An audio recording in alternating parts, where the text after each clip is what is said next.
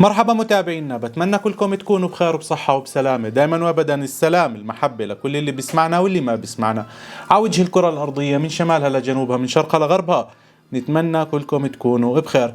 أصدقائي أحبائي، فيديو توقعات جديدة بنظري هي أهم التوقعات لما من الممكن إن شاء الله أن يحدث وهو قادم إليك. أصدقائي أحبائي، يثبت الله ما يشاء، يمحو ما يشاء، عنده أم الكتاب. هذه التوقعات أصدقائي قادمة، عليك أن تدرسها جيدا وتعكسها على حاضرك إن شاء الله ومستقبلك وما تنوي فعله وتتفكر فيه وتترك لك الإجابة. هل من الممكن أن يحدث ما سوف نتحدث فيه بهذه التوقعات أو لا؟ هذا أمر يعود إليك. نحن سوف ندلي بتوقعاتنا إن شاء الله، وعليك أنت الاختيار والقرار. بالبداية أصدقائي، سوف يكون هناك توسع أو انتشار أوسع للذكاء الاصطناعي على وجه هذه الأرض، على وجه سطح هذه الأرض، بكل شيء من التضاريس نتحدث عنها اليومية، حيث من المتوقع أن يصبح الذكاء الاصطناعي جزءا أكبر في روتينك اليومي، مثل مساعدات شخصية ذكية، يعني ممكن تتنبأ باحتياجاتك حتى اللي أنت مو منتبه عليها.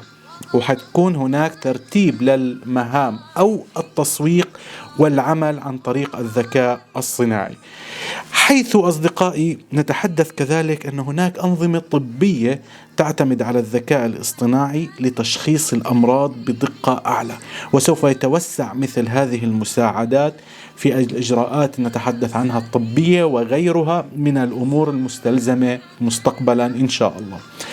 في تطور تقنيات الواقع المعزز ال AR، قد ترى أو قد نشاهد إن شاء الله قريبا نظارات أو أجهزة واقع معزز أكثر تطورا وأقل تكلفة تستخدم في التعليم، مثل محاكاة دراسية تفاعلية. يعني هون لازم المعلمين ينتبهوا.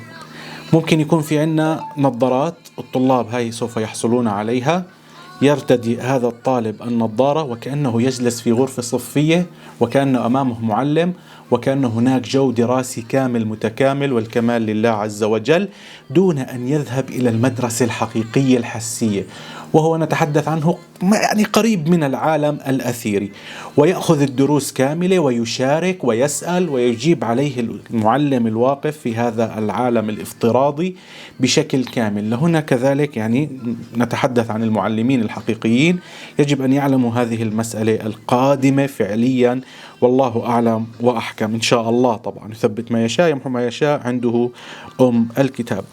أصدقائي أحبائي، ممكن يكون في عنا بالفعل اللي بتسمعوا عنه كتير وشفتوا منه مقاطع كتير، اللي هي السيارات الطائرة.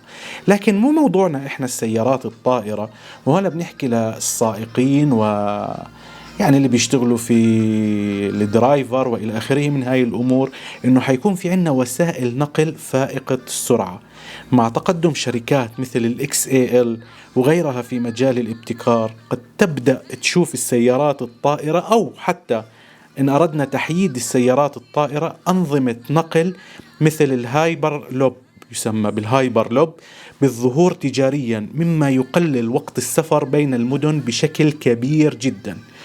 أصدقائي أحبائي، عليك أن تعلم أن هناك في توسع في الطباعة ثلاثية الأبعاد لأعضاء البشرية. مع التقدم اللي حتشوفه في التكنولوجيا الحيوية، قد تصبح الطباعة الثلاثية الأبعاد أو ثلاثية الأبعاد للأعضاء الجسم مثل الكلى إلى آخره متاحة على نطاق أوسع، مما يجعل أزمة نقص في التبرع تنخفض كثيرا. كيف؟ ويكون هناك ثورة طبية. كيف حيكون هذا أو ما السبيل؟ هلأ حنحكيها بشكل بسيط وسريع إن شاء الله. أصدقائي أحبائي، وعليك أن تعلم سوف يكون لدينا مدن ذكية كاملة، والكمال لله، مدن ذكية كاملة تعتمد على الإنترنت. يعني ندردش فيها سريعا.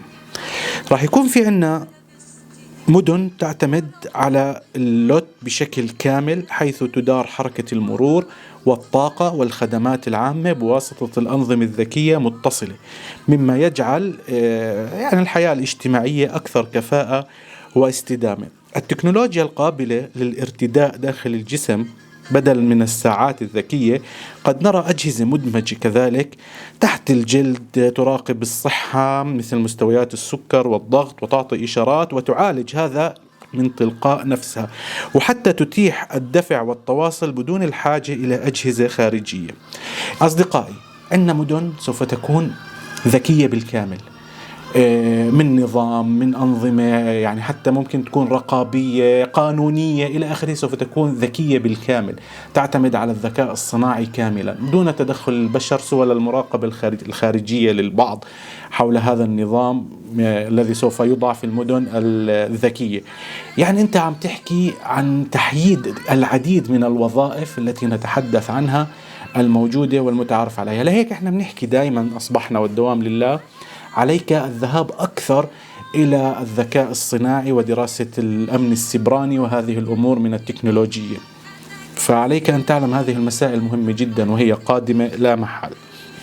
كذلك من ضمن توقعاتنا أصدقائي، وهو سوف يكون نتحدث عن العلاج الجيني المخصص، حيث قد تصبح تقنيات تحرير الجينات شائع لعلاج الأمراض الوراثية وغيرها مباشرة، بشكل مباشر عند مصادرها.